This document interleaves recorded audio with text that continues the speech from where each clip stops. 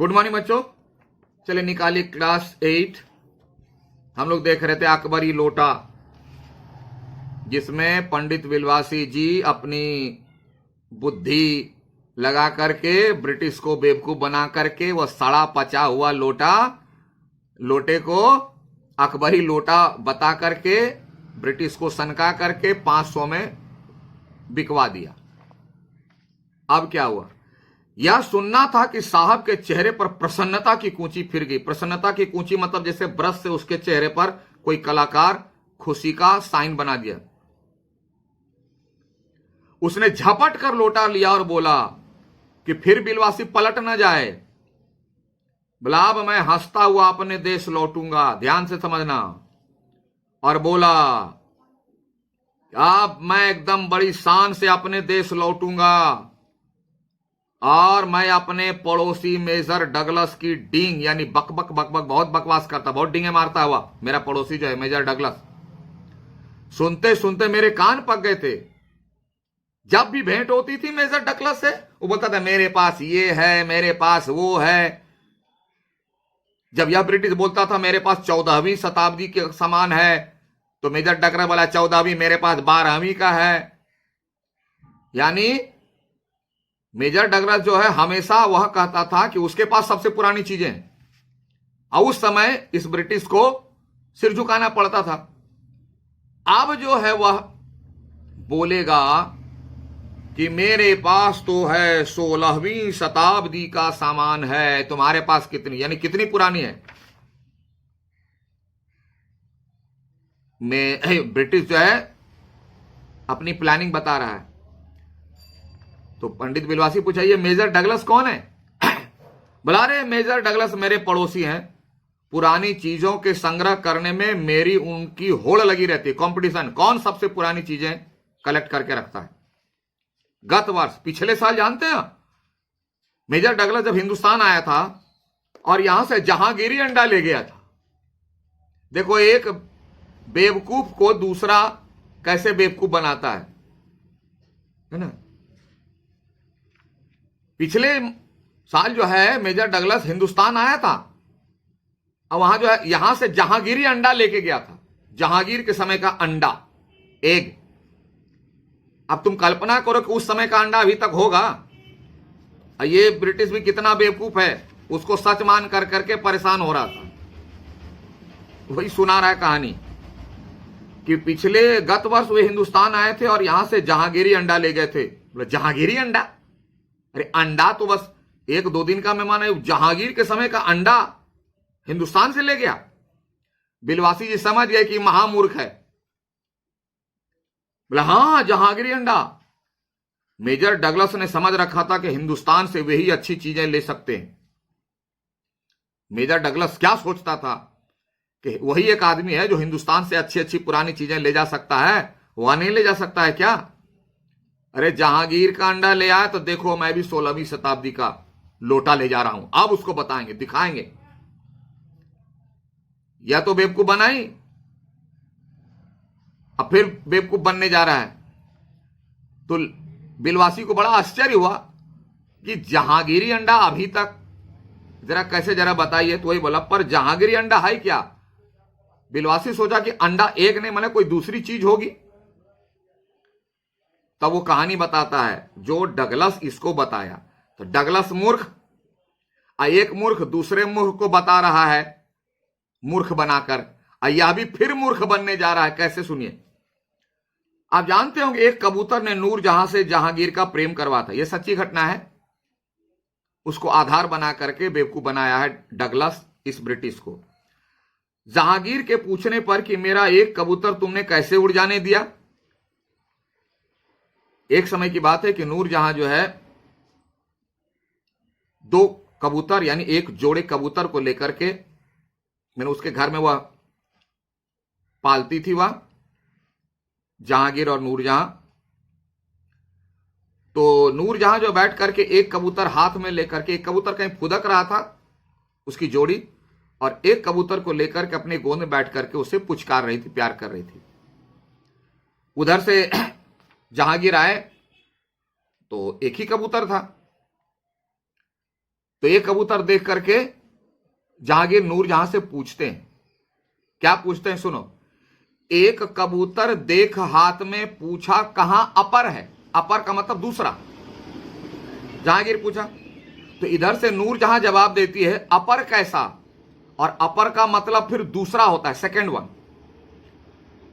तो जहांगीर पूछा दूसरे के बारे में, और अपर अ मतलब नहीं, पर मतलब पंख, बिना पंख वाला। और नूरजहां सोची कि जहांगीर साहब पूछ रहे हैं कि ये बिना पंख वाला कैसे है। एक कबूतर देख हाथ में पूछा कहां अपर है कि दूसरा कहां है। तो नूरजहां समझती कि जहांगीर साहब पूछ रहे बिना पंख वाला, बोलता अपर कैसा, बोला बिना पंख वाला कैसा, ये देखो उड़ गया सपर है। अरे ये तो पंख वाला है, देखो उड़ गया, उसको भी उड़ा देती है। ये घटना है। अब इसी घटना को आधार बना करके डगलस जो है इस ब्रिटिश को बेवकूफ बनाया कि जहांगीर के पूछने पर कि मेरा एक कबूतर तुमने कैसे उड़ जाने दिया, मैंने दूसरा कहां है। नूरजहां ने उसके दूसरे कबूतर को उड़ा कर बताया, क्योंकि अपर का मतलब होता है पंख, बिना पंख वाला, और अपर का मतलब होता है दूसरा। जहांगीर बोले दूसरा के सेंस में, और नूरजहां समझी बिना पंख वाले के सेंस में, और उड़ा करके दिखा देती, बोला रे ये बिना पंख वाला कहां, देखिए तो ये उड़ गया, पंख वाला है। ऐसे उसके इस भोलेपन जहांगीर दिलोजान से निछावर हो गया कि कितनी भोली है मेरी नूरजहां। उसी क्षण से उसने अपने को नूरजहां के हाथ कर दिया। मतलब नूरजहां जो बोलती थी जहांगीर वही सुनता था। और कबूतर का यह एहसान वह नहीं भुला पाया, उस घटना को। उसके एक अंडे को बड़े जतन से रख छोड़ा। कबूतर जब अंडा दिया तो एक अंडा बड़े प्यार से रखा, और एक बिल्लोर की हांडी में, बिल्लोर की हांडी बोलते कबूतर को रहने के लिए हांडी का टुकड़ा या हांडी बांध करके छत के किनारे लगाते हैं, छज्जा के किनारे ऊपर, देहात में या कहीं भी देखे हुए जो लोग पालते हैं। उसके बाद तो उसके सामने टंगा रहता था एक वही अंडा, उसी में। बाद में वही अंडा जहांगीरी अंडा के नाम से पॉपुलर हो गया, प्रसिद्ध हो गया। यह विश्वसनीय है कि उस समय जो कबूतर जहांगीर के समय में जो अंडा दिया था वह अंडा अभी हो। ये ब्रिटिश कितना बेवकूफ है, उसको सच मान लिया। और मेजर डगलस भी वैसे ही था कि इसको छोटी छोटी बेतुकी बातों से सनका दिया करता था, और यह भी सनक जाया करता था। अब पड़ोसी है, उसको सनकाने में बड़ा मजा आता था, और यह उसे सच मान करके पगलाते रहता था। जैसे यहां पगला है, एक 50 लोटा जो है 500 में खरीद लिया। अब कहता है कि हां, और उसी को मेजर डगलस ने पार साल मतलब नेक्स्ट ईयर, जो नेक्स्ट पास्ट ईयर, दिल्ली में एक मुसलमान सज्जन से 300 रुपए में खरीदा। झूठ बोलिया, झूठ कहानी बनाया। क्यों? इस ब्रिटिश को परेशान करने के लिए। क्यों? कि ये जानता है कि हर बात को सच मान लेता है और सनक जाता है। जैसे अभी सनक गया, बिलवासी समझ गया और उसे 500 रुपए में लोटा बिकवा दिया। बोला यह बात, बिलवासी बोला यह बात, बोला हां, लेकिन पर अब मेरे आगे दून की नहीं ले सकते। दून की नहीं ले सकते मतलब अब मेरे आगे वह नहीं जा सकते। मुझसे पुराना चीज अब उसके पास नहीं है, मेरे आगे नहीं निकल सकते। मेरा अकबरी लोटा उनके जहांगीरी अंडे से एक पुश्त पुराना है, पहले का है। अब तो मैं उनसे आगे निकल गया क्योंकि उससे पुरानी चीज अब मेरे पास है, जहांगीरी अंडा। बिलवासी समझ गए कि ये सुपर द ग्रेट बेवकूफ है। तब बोला इस रिश्ते से तो आपका लोटा उस अंडे का बाप हुआ। बोला उससे पुराना यानी उसका बाप। अब जहांगीरी अकबरी लोटा उनके जहांगीरी अंडे से ही पुराना पूछते। बोला हां। बोला चलिए भैया थैंक यू, अब जाइए। साहब ने लाला झाऊ लाल को 500 रुपए देकर अपनी राह ली, मतलब चला गया। कैसे बेवकूफ बना दिया। लाला झाऊलाल का चेहरा इस समय देखने बनता था। क्यों? कि उसको कुछ समझ में ही नहीं आ रहा था कि ये हो क्या रहा है, और ये सब पंडित बिलवासी का खेल था। परिस्थिति को समझा, खेल शुरू कर दिया। जान पड़ता था कि मुंह पर 6 दिन की बढ़ी हुई दाढ़ी का एक एक बाल मारे प्रसन्नता से लहरा रहा है। बोला आह, इतनी खुशी, इतनी खुशी कि एक सड़े पचे लोटे को बेचवा करके बिलवासी 500 रुपया झाऊलाल को दिलवा दिया। मित्र की मदद कैसे की देखो। उन्होंने पूछा, बिलवासी जी मेरे लिए 250 रुपये घर से लेकर आए, पर आपके पास तो थे नहीं। बोला आप 250 रुपया जो ब्रिटिश को दिखा रहे थे, ये लीजिए 250 रुपया, 250 रुपया मेरे लिए लेकर के आए थे, लेकिन आपने तो बोला कि मेरे पास पैसे नहीं हैं, तो ये 250 रुपया लाए कहां से जो ब्रिटिश को दिखा रहे थे लोटा खरीदते समय? तो बिलवासी बोले, सुनिए, इस भेद को मेरे सिवाय मेरा ईश्वर जानता है। बोले इस घटना को मैं जानता हूं और गॉड जानता है, तीसरा कोई नहीं जानता है, इसलिए इसको रहने दीजिए, इस पर चर्चा मत कीजिए। आप उसी से पूछ लीजिए, मैं नहीं बताऊंगा। मतलब भगवान जी से पूछ लीजिए, मैं बताने वाला नहीं हूं, क्योंकि बताऊंगा तो सब गड़बड़ हो जाएगी। इसको सस्पेंस ही रहने दो, है ना। पर्दा ना उठाओ, पर्दा जो उठ गया तो इसलिए रहने दीजिए। नहीं बताया पंडित बिलवासी जी। पर आप चले कहां? तुरंत बिलवासी जी उनको झाऊलाल को 500 रुपया हैंडओवर किया, वहां से भागा। क्यों इतनी जल्दी भागा, इसका भी कारण है, आगे है।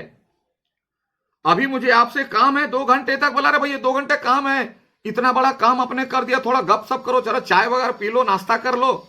बोला हमको अभी फुर्सत नहीं है। तुमको पैसे की जरूरत, पैसा मिल गया ना, भागा 500 रुपया दे करके।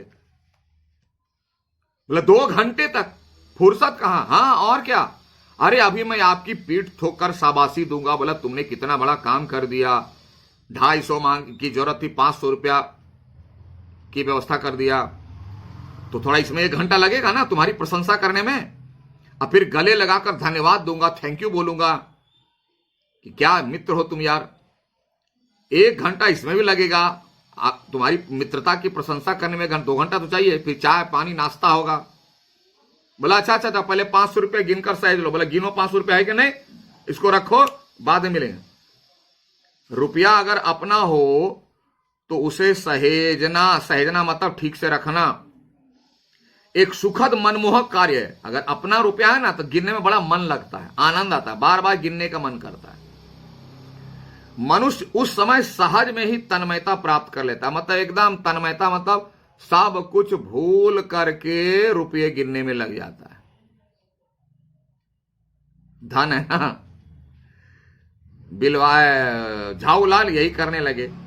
लाला झाऊलाल ने अपना कार्य समाप्त करके, यानी नोट गिन करके ऊपर देखा, पर बिलवासी जी इस बीच अंतर ध्यान हो गए।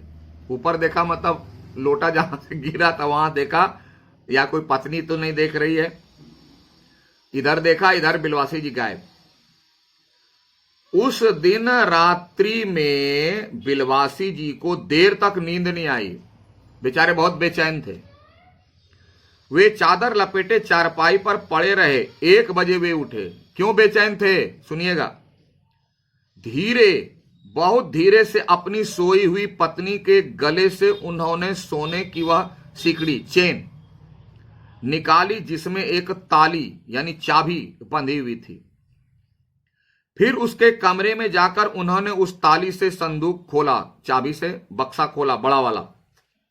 उसमें 250 के नोट ज्यों के त्यों रखकर उन्होंने उसे बंद कर दिया। वे वही 250 रुपये थे जो ब्रिटिश को दिखा रहा था लोटा खरीदते समय, कि रात में अपनी पत्नी के गले से सोने की चेन में जो चाबी बंधी हुई थी उसको चुपके से निकाला और पत्नी के संदूक से 250 रुपया चोरी किया, और वही चोरी का रुपया जो है जा रहा था अपने मित्र को देने के लिए। तो बीच में ब्रिटिश वाली घटना घट गई, तो वही 250 रुपये का ताव दिखा करके सड़ा हुआ पचा हुआ लोटा जो है ब्रिटिश को बिकवा के 500 रुपया जब आ गया, तो अब 500 रुपया तो उससे मिल गया। तो अब ये 250 रुपया ले आकर के फिर रात में पत्नी के गले की चेन को निकालकर, क्योंकि उसमें चाबी, चुपचाप निकाला और 250 रुपये को चुपचाप जहां से लिया था वैसे ही रख दिया। क्यों? कि अगर इसके पहले पत्नी को पता चल जाता तो फिर बड़ा बवाल हो जाता, है ना। इसीलिए उसे नींद भी नहीं आ रही थी कि उसे चिंता थी कब पत्नी सोए और उसके गले से चाबी वाली चेन निकालें और उसमें रख दें। और जब यह काम हो गया फिर दबे पांव लौटकर ताली को उन्होंने पूर्वक, मतलब पहले की तरह अपनी पत्नी के गले में डाल दिया धीरे से, चुपके से। इसके बाद उन्होंने हंसकर अंगड़ाई ली। हंसा क्यों? बोला अब तो काम हो गया, पत्नी को पता भी नहीं चला। दूसरे दिन सुबह 8 बजे तक चैन की नींद सोए। रात भर जागे रहा था, और रात भर जगने का मतलब है सुबह लेट से उठना। रात 8 बजे उठा। आई ना हंसी? इसे बहुत सारी बातें मिलेगी देखने को, है ना। तो चलिए लेसन को समाप्त कीजिए और डेट मारिए और क्वेश्चन पर टिक लगा लो। मौखिक नहीं करना है, लिखित करना है। लिखित का क और अंग यानी 1 नंबर और 5 नंबर को जोड़ दो। फिर लिखित का 2 नंबर और 4 नंबर को जोड़ो। लिखित का 3 नंबर और दीर्घ उत्तरीय का, नहीं 3 नंबर सेपरेट, 3 नंबर सेपरेट, लिखित का 3 नंबर सेपरेट कर दो।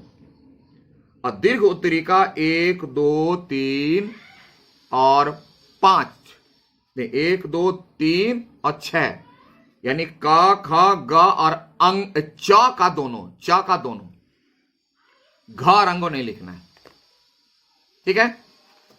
तो वहां कर लीजिए completed. Okay, thank you, have a nice day.